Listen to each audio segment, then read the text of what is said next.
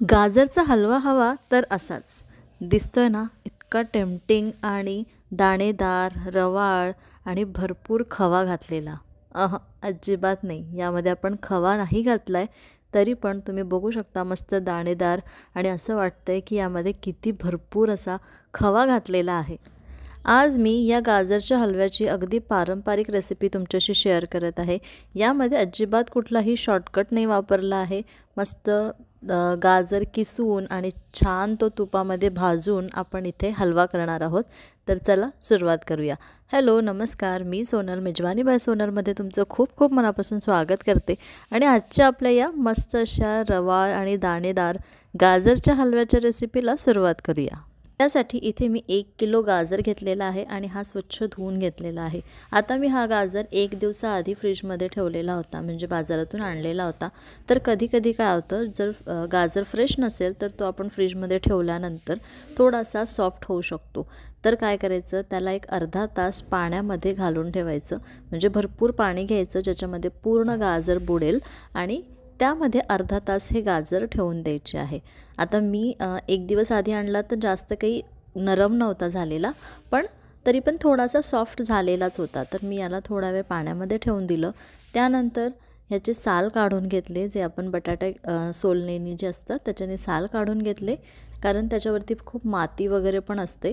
आणि त्यानंतर या गाजरचा जो शेवटचा भाग असतो ना, म्हणजे मुळाचा, तर तो पण थोडासा कट करून घेतला, जिथे माती वगैरे असण्याची शक्यता असते. आणि जे टिप आहे, म्हणजे सुरुवातीचं जे टोक आहे, तिथला पण मी थोडासा भाग कट करून घेतला आहे. आणि आता याला छान किसून घ्यायचं आहे. तर किसताना असं काही आवश्यक नाही आहे की आपण ओट्यावरतीच उभं राहून सगळं काम केलं पाहिजे. तर मी इथे टी व्ही बघत बघत आणि चहा घेत घेत संध्याकाळी हा गाजर किसून घेतला. म्हणजे दुपारी संध्याकाळ असे वाजले होते 6 वगैरे. आणि मग आता हा गाजर माझा किसून झालेला आहे. आता आपण गाजरच्या हलव्याच्या रेसिपीला सुरुवात करूया. तर सगळ्यात आधी मी एका कढईमध्ये 4 टेबलस्पून तूप घेतलं.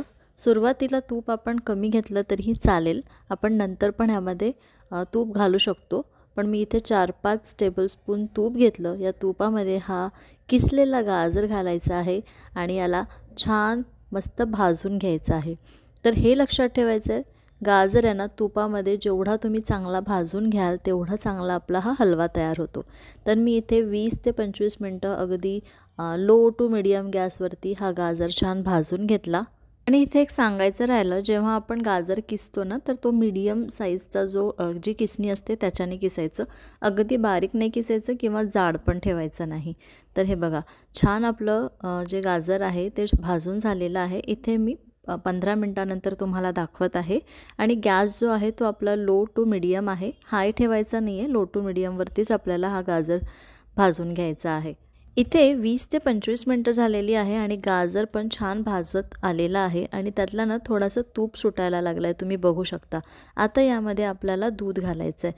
तर मी इथे अर्धा लिटरपेक्षा थोडंसं जास्त इथे दूध घातलेलं आहे. 1 किलो आपले गाजर होते आणि त्याला मी पाऊण लिटर इतकं दूध घातलं आहे. आणि आता या दुधामध्ये छान शिजवून घ्यायचं आहे, किंवा हे दूध पूर्ण आटतपर्यंत, म्हणजेच याचा खवा होतपर्यंत आपल्याला हे छान भाजून घ्यायचं आहे. हे बघा, याला छान उकळी आलेली आहे आणि आता असंच उकळत उकळत हे जे दूध आहे ना सगळं आटतं. हे बघा, सुरुवातीला आपल्याला असं वाटलं होतं ना की इतकं दूध कधी आटणार, वेळ लागतो, 15 ते 20 मिनटं लागून गेले. पण हे बघा, पूर्ण दूध आटलेलं आहे आणि संपूर्ण याचा खवा तयार झालेला आहे. तर तुम्ही बघू शकता, यामध्ये आपण खवा अजिबात घातलेला नाही आहे, तरीही मस्त दाणेदार टेक्स्चर आलेला आहे. रंग अजून आलेला नाही आहे जसा मला पाहिजे, तर तो कशाने येईल हे पण सांगते. आता हे बघा, यामध्ये आपल्याला साखर घालून घ्यायची आहे. तर मी इथे अर्धा कप इतकी साखर घालत आहे. आमच्याकडे गोड थोडं कमी खातं म्हणून मी अर्धा ते पाऊण कप इतकी साखर घालते. तुमच्याकडे कसं गोड खातात त्याप्रमाणे तुम्ही इथे साखर घालू शकता. त्यानंतर साखर ही छान पूर्ण विरघळतपर्यंत आणि त्यानंतर हा जो गाजरचा हलवा आहे तो छान असा ड्राय होतपर्यंत आपल्याला हे भाजून घ्यायचं आहे. हे बघा, हलव्याचा रंग चेंज झालेला दिसतंय ना, तर यामध्ये आपण जो दूध घातलं ना त्याच्यामुळे याचा रंग थोडासा ऑरेंजिश होतो, पण घाबरायचं अजिबात कारण नाही. यामध्ये जेव्हा आपण साखर घालतो आणि ती साखर छान मेल्ट होते आणि त्या गाजरमध्ये छान ती मिक्स होते आणि हा गाजरचा हलवा थोडासा जेव्हा ड्राय व्हायला लागतो आणि तूप सुटायला लागतं तेव्हा त्या गाजरच्या हलव्याचा खरा रंग बाहेर येतो.